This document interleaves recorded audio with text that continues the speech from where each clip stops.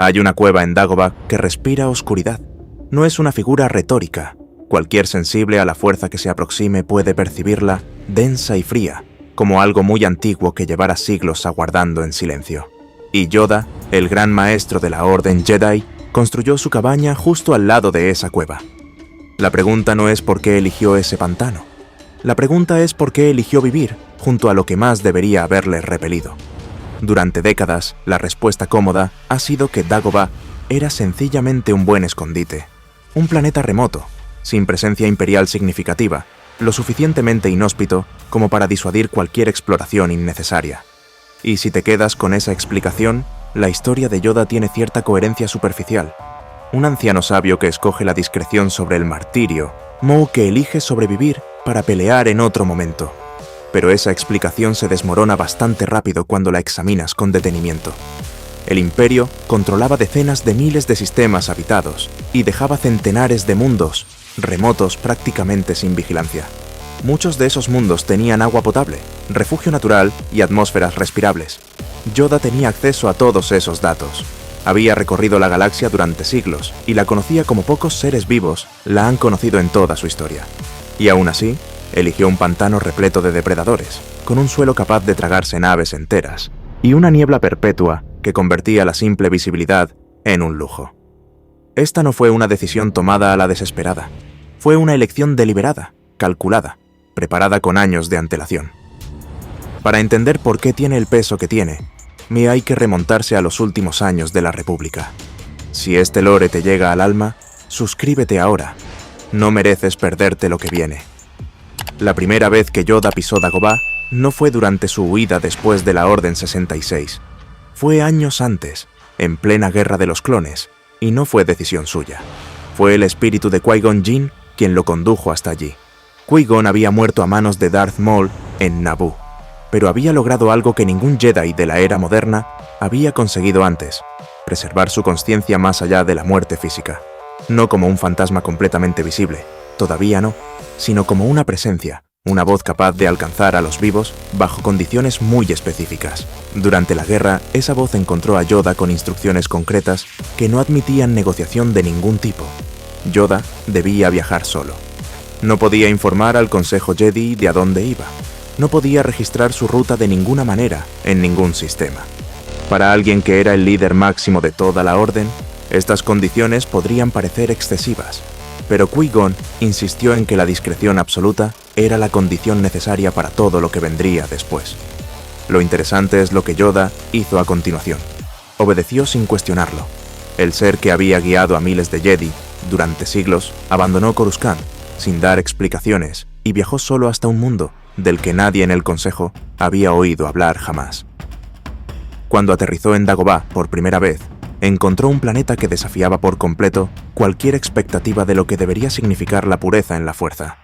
La superficie de Dagobah era hostil en todos los sentidos posibles.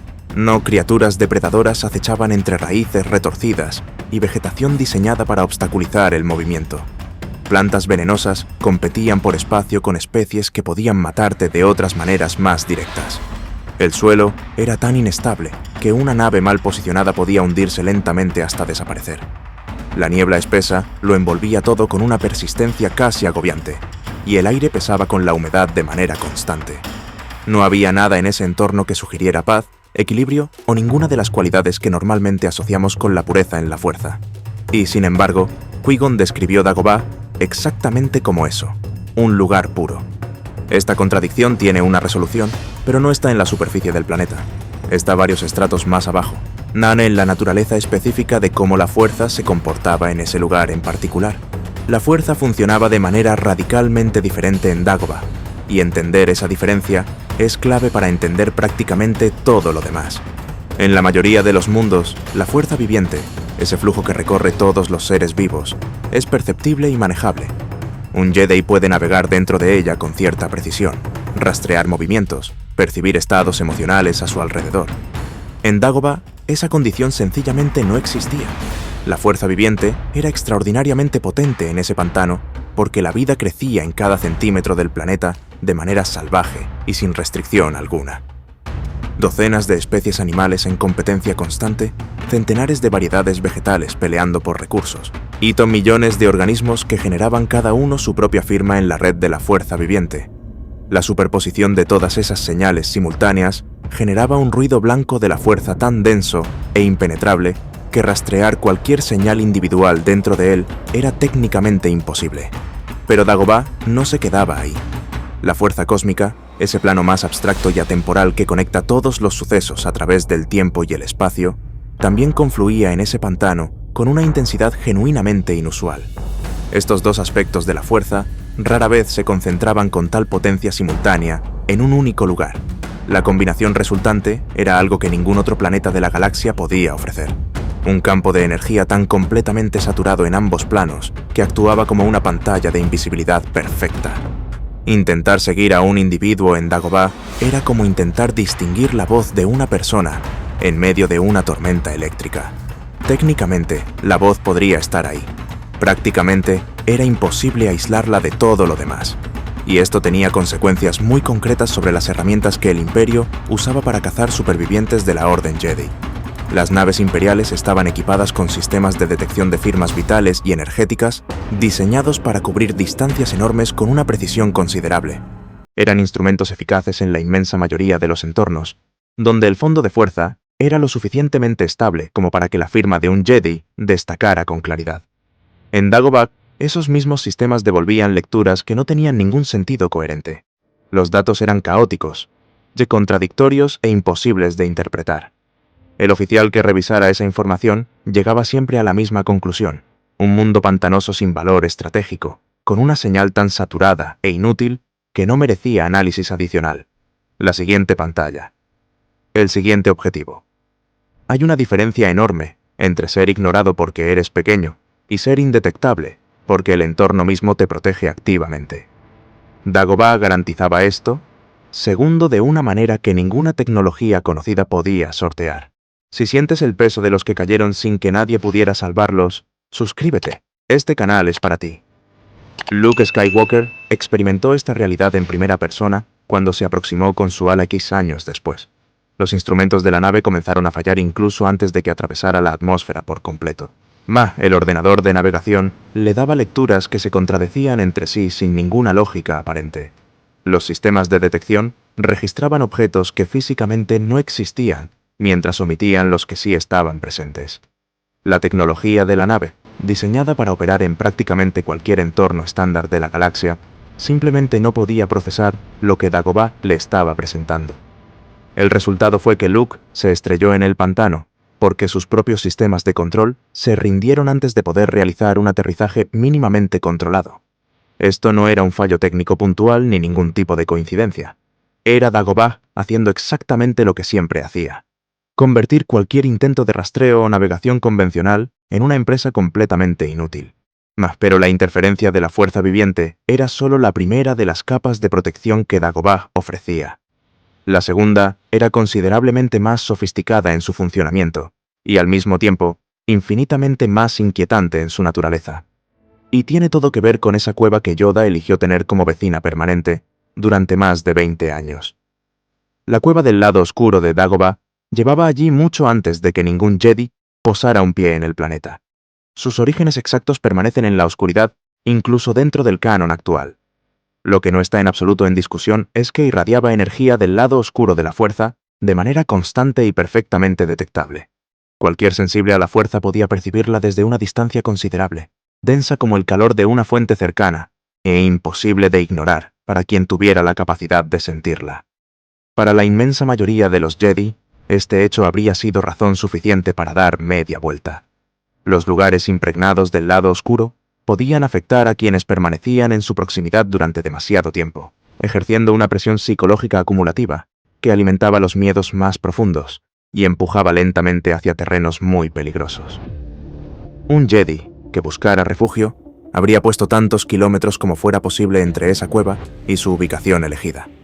Yoda construyó su hogar a poca distancia de ella, y lo hizo de manera completamente deliberada.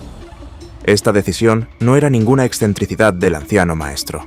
Era la aplicación de un principio fundamental de la fuerza que la mayoría de los Jedi habrían preferido no tener que implementar nunca. Los inquisidores, esos cazadores de Jedi que el Imperio reclutó y entrenó específicamente para eliminar supervivientes de la Orden, operaban siguiendo la fuerza de una manera muy concreta. Estaban entrenados para detectar el lado luminoso y rastrear las ondas que generaba. Y esas ondas no las producía únicamente el uso activo de poderes, las generaban los propios actos Jedi, en su sentido más amplio. Un momento de compasión, el impulso de proteger a un inocente, la decisión de intervenir cuando alguien necesitaba ayuda. Cada vez que un Jedi actuaba como Jedi, producía una señal que un inquisidor podía seguir hacia su origen como si fueran huellas en la nieve. Muchos supervivientes cayeron precisamente porque no podían traicionarse a sí mismos. Eran Jedi y cada vez que protegían a alguien, encendían una luz que sus cazadores podían ver desde lejos. La cueva de Dagobah resolvía este problema de una manera que era elegante y brutal, a partes iguales. La energía del lado oscuro que irradiaba y la energía del lado luminoso de Yoda existían en tensión constante cuando se encontraban. Yoda había situado su cabaña exactamente en el punto donde las dos energías se equilibraban y se cancelaban mutuamente. Donde él estaba, la fuerza registraba neutralidad, un espacio vacío en términos de detección que no llamaba la atención de nadie que buscara una presencia Jedi. La paradoja que esto creaba era casi poética en su estructura. El emperador, uno de los usuarios del lado oscuro más poderosos que la galaxia había visto en milenios, era perfectamente consciente de la existencia de lugares saturados de energía oscura. Cuando las fuerzas imperiales escaneaban Dagobah y detectaban la señal inequívoca de la cueva, la conclusión era completamente lógica desde su perspectiva. Ningún Jedi elegiría habitar cerca de una concentración semejante de energía oscura. La presencia de la cueva se convertía en la razón perfecta para descartar el planeta como posible refugio de alguien del lado de la luz. La protección funcionaba exactamente al revés de como cualquiera habría esperado. No era la ausencia de peligro lo que mantenía a los enemigos alejados.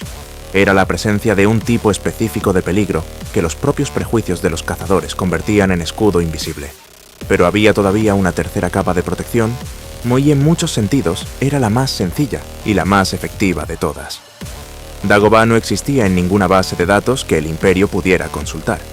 La Orden Jedi archivaba información de manera meticulosa y exhaustiva. Milenios de exploración habían generado unos archivos sin parangón en la historia de la República, y prácticamente cualquier sistema de interés había sido catalogado con algún nivel de detalle. Cuando el Imperio tomó el Templo Jedi en Coruscant, durante los días de la Orden 66, se apoderó de toda esa información de manera simultánea. Cada planeta visitado, cada ruta catalogada a lo largo de miles de años, quedó en manos imperiales en cuestión de horas. Conocer qué mundos eran familiares para los Jedi permitía anticipar a dónde podrían huir. Dagobah no estaba en ninguna de esas listas porque nunca había sido registrado. Las instrucciones de Qui-Gon durante la primera visita de Yoda habían sido absolutamente explícitas. Nadie podía saber sobre ese planeta bajo ninguna circunstancia. El Consejo Jedi nunca fue informado de la visita ni del destino. Yoda regresó a Coruscant como si ese viaje no hubiera ocurrido, sin documentos, sin informes, sin rutas registradas. Y lo que no existe en ningún sistema de búsqueda no puede ser encontrado por ningún método de rastreo convencional. Incluso Obi-Wan Kenobi, el otro gran superviviente Jedi de alto rango, desconocía la ubicación del pantano. Los dos maestros tomaron una decisión consciente después de la caída de la Orden. Se separarían, vigilarían a los gemelos Skywalker desde la distancia y no mantendrían contacto entre ellos hasta que el momento lo requiriera. Era una asimetría estratégica perfectamente calculada. Yoda sabía dónde estaba Obi-Wan, en Tatooine vigilando a Luke desde la distancia. Pero Obi-Wan no sabía dónde estaba Yoda. No tenía esa información porque nunca se la habían dado. Si era capturado y sometido a una sonda mental imperial, no podía revelar la ubicación de Yoda porque genuinamente no la conocía. Un secreto que nadie posee no puede ser extraído de ninguna mente. Esta asimetría deliberada protegió a Dagobah durante más de 20 años. Luke llegó a ese pantano décadas después a través de una visión de la fuerza, no a través de ningún mapa ni coordenada almacenada en ningún ordenador. El camino hasta Yoda solo existía en la fuerza misma. Y eso era algo que ningún método imperial podía interceptar ni replicar. Todo lo anterior habría sido más que suficiente para garantizar la supervivencia física de Yoda. 3 capas de protección que se reforzaban mutuamente y que hacían prácticamente imposible que ningún cazador lo encontrara. Pero ninguna de estas 3 capas explica con satisfacción suficiente por qué Yoda eligió específicamente Dagobah y no otro planeta que pudiera ofrecer condiciones defensivas comparables. Y aquí es exactamente donde la historia deja de ser táctica y se vuelve algo considerablemente más oscuro y más difícil de escuchar. Según lo que muestra la Guerra de los Clones, la cueva de Dagobah le mostró a Yoda durante su primera visita visiones de un futuro muy oscuro para la Orden, imágenes de lo que se avecinaba suficientemente claras como para que, cuando llegaron, la sorpresa fuera imposible. Yoda regresó a Coruscant con ese conocimiento cargado en la memoria. Sabía lo que se preparaba con un nivel de detalle que ningún otro Jedi poseía, y aún así, cuando llegó la Orden 66, no pudo detenerla. Esta es probablemente la carga más pesada que cualquier personaje de la saga tiene que cargar. Recibir advertencias precisas de la mayor catástrofe de tu era y no encontrar ninguna manera de cambiar su curso. No por falta de voluntad, sino porque la maquinaria que destruiría todo lo que conocías estaba tan completamente integrada en las estructuras de la República que ninguna acción individual podía desmantelarla a tiempo. Ese conocimiento anticipado sin capacidad de intervención eficaz es quizás la forma más devastadora de responsabilidad que existe. Ver el desastre venir y no poder hacer nada que marque la diferencia real. Cuando Yoda regresó a Dagobah, después de la caída de la Orden, no estaba huyendo de algo que lo había sorprendido. Estaba volviendo a un lugar que ya le había mostrado su fracaso con antelación. La interpretación habitual del exilio lo presenta como un retiro puramente estratégico. El último gran maestro sobrevive para poder entrenar al que algún día derrotará al Imperio. Y eso es cierto en un nivel, pero también es una narrativa demasiado limpia. La Orden Jedi no cayó únicamente por la traición de Palpatine. Cayó también porque durante siglos había acumulado una arrogancia institucional que la había vuelto progresivamente ciega. El Consejo Jedi había tenido a un señor oscuro de los Sith sentado en el corazón del Senado durante más de una década sin detectarlo. Habían tenido señales, habían tenido momentos de duda, y los habían descartado una y otra vez. La confianza en la superioridad de su propia perspectiva, en la solidez de sus métodos, había creado puntos ciegos de un tamaño difícilmente justificable para una organización que se llamaba a sí misma Guardiana de la Paz. Yoda lo sabía, y Dagobah era el único lugar de la galaxia que le obligaba a mirarlo de frente todos los días, sin posibilidad de desviar la atención hacia algo más cómodo. La cueva no generaba tentaciones de poder ni promesas grandiosas. Sus efectos eran de una naturaleza mucho más personal. Verdades incómodas sobre decisiones pasadas, posibilidades que se cerraron en el momento equivocado, patrones que en retrospectiva revelaban sus puntos ciegos con una claridad implacable. La presión psicológica era constante y acumulativa. Vivir en la proximidad de esa cueva durante más de 20 años no era un precio menor que pagar por la invisibilidad táctica. Era una forma de confrontación diaria con la propia responsabilidad que Yoda se había impuesto. Sin embargo, algo ocurrió durante esos años que trasciende la simple acumulación de culpa. El peso del fracaso no lo destruyó, lo transformó. Al principio, esa carga debía ser de una magnitud difícilmente sostenible para cualquier ser. Con el tiempo, ese mismo peso que habría podido aplastar a cualquier otro, se convirtió en algo cualitativamente diferente. En comprensión profunda, en la capacidad genuina de entender el fracaso desde adentro, de saber exactamente lo que se siente cuando la sabiduría que creías poseer resulta ser incompleta en aspectos que no habías anticipado. Esta transformación no habría sido posible en ningún retiro cómodo, en ningún planeta tranquilo donde Yoda pudiera haber pasado esas 2 décadas en relativa paz. Solo Dagobah podía crear las condiciones para ese proceso específico de reconstrucción interior. Y esto importa de manera directa, porque cuando Luke Skywalker llegó al pantano, no llegó simplemente buscando un instructor técnico de habilidades Jedi. Llegó cargando sus propios miedos, sus propias dudas sobre sus capacidades, su propio potencial sin pulir. Necesitaba a alguien que hubiera aprendido lo que significa fallar a una escala épica y encontrar la manera de seguir adelante sin pretender que el fracaso no había ocurrido. Y Yoda solo podía ser ese maestro porque Dagobah lo había convertido en eso. La llegada de Luke al pantano no fue ninguna bienvenida cómoda. Sus instrumentos fallaron durante la aproximación. Las lecturas eran contradictorias e inútiles, y acabó estrellándose con su ala X enterrada en el barro a una profundidad que hacía que sacarla pareciera imposible. Cuando salió de entre los restos, encontró a una criatura pequeña, de aspecto extraño y comportamiento que oscilaba entre lo irritante y lo directamente desconcertante, que revolvió sus provisiones sin pedir permiso, y en general actuó de una manera que ningún estudiante en busca de un gran maestro Jedi esperaría del primer encuentro con su guía. Este era el primer test que Dagobah le ofrecía a Luke. La paciencia, dile la capacidad de mirar más allá de la apariencia superficial para ver lo que hay debajo. Y Luke lo suspendió. No reconoció a su maestro porque asumía que un gran maestro Jedi debía tener un aspecto y una presencia reconocibles de inmediato. La sabiduría se disfrazó de inconveniencia para ver si Luke tenía la madurez de trascender lo superficial. En ese momento, no la tenía. El segundo test fue la cueva. Cuando Yoda le indicó que descendiera hasta ella, le advirtió de que lo que encontrara dentro sería exactamente lo que llevara consigo. Luke entró armado, a pesar de que la advertencia implicaba que las armas no serían necesarias. Dentro encontró una representación de Darth Vader. Luchó contra ella. La venció. Y cuando la máscara se partió, encontró su propio rostro debajo de ella. La cueva no le había mostrado ninguna amenaza exterior. Él le había mostrado su mayor miedo interior en ese momento específico de su desarrollo. No era temer a Vader, era convertirse en él. Luke salió de la cueva sin comprender del todo lo que le había mostrado. Años después, en la luna de Endor, frente a su padre y frente al emperador, lo entendería de una manera que habría sido imposible sin ese encuentro previo. La cueva le había plantado una semilla que solo florecería cuando la necesitara de verdad. Luke también falló un tercer test, el de la fe. Cuando Yoda le pidió que levantara su ala X del pantano usando únicamente la fuerza, Luke lo intentó, fracasó, y pronunció la palabra que selló su derrota antes de que esta ocurriera. Imposible. Yoda levantó la nave sin esfuerzo aparente, y Luke se quedó sin argumentos, pero con una lección que solo pudo asimilar de manera parcial. La fuerza no puede fluir a través de una mente que ya ha llegado a una conclusión cerrada. Luego llegaron las visiones de sus amigos en peligro en Bespin, y Luke se marchó antes de que su formación estuviera completa, pagando el precio de esa decisión de una manera que dejó marcas mucho más allá de la mano que perdió.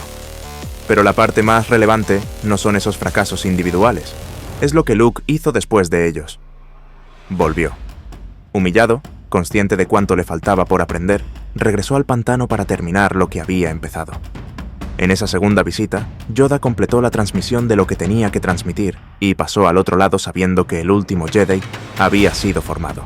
No perfectamente, pero sí con algo que la generación anterior había perdido: la capacidad de reconocer el propio error, confrontarlo sin destruirse, y seguir adelante portando ese conocimiento como sabiduría en lugar de como vergüenza. Hay un aspecto final de la historia de Dagobah que conecta todo lo que hemos visto con algo más grande. La Orden Jedi cayó en parte porque había depositado demasiada confianza en sus sistemas, en sus archivos, en sus estructuras institucionales acumuladas durante milenios. Todo ese conocimiento codificado fue capturado en horas cuando el templo cayó, y se convirtió en una herramienta de persecución en manos del enemigo. Dagobah representaba la filosofía contraria en su forma más pura. El único camino hasta ese planeta no existía en ningún registro, en ningún sistema de información, en ninguna base de datos consultable por ningún agente externo. Existía únicamente en la memoria viva de los seres que lo habían visitado. Y la memoria viva no puede ser confiscada por ningún ejército ni accedida por ningún escáner. Lo que solo existe en la mente de quien lo sabe es, en cierto sentido fundamental, la información más segura que puede existir. Yoda entendió esto antes de que fuera urgente entenderlo, y por eso cuando todo lo demás cayó, el camino hacia el único refugio que importaba seguía estando completamente intacto. Esa es, quizás, la verdad más oscura de Dagobah. No era la cueva, aunque la cueva fuera parte esencial de todo. No era la interferencia de la fuerza, aunque esa interferencia fuera lo que hacía el planeta indetectable. No era la ausencia de registros, aunque esa ausencia fuera lo que lo mantenía inaccesible. La verdad más profunda de Dagobah es que el mejor escondite para el último gran maestro Jedi ya, de su era, no tenía muros, ni escudos, y no ni sistemas de defensa activos de ningún tipo. Solo era un pantano hostil, una cueva que respiraba oscuridad, y el peso de todo lo que había salido mal. Yoda eligió quedarse en ese peso no porque no tuviera alternativas más confortables. Lo eligió porque entendió que el único camino hacia algo mejor comenzaba desde ahí. Dagobah no fue el lugar donde esperó en silencio hasta que llegara el momento adecuado. Fue el lugar donde se rompió, enfrentó sus fracasos sin desviar la mirada, y se reconstruyó en algo capaz de transmitir esa sabiduría ganada al precio más alto posible. Y esa reconstrucción fue el verdadero regalo que el pantano le dejó a la galaxia. Si este viaje al corazón más oscuro de la galaxia te ha llegado, suscríbete. Esto es solo el principio.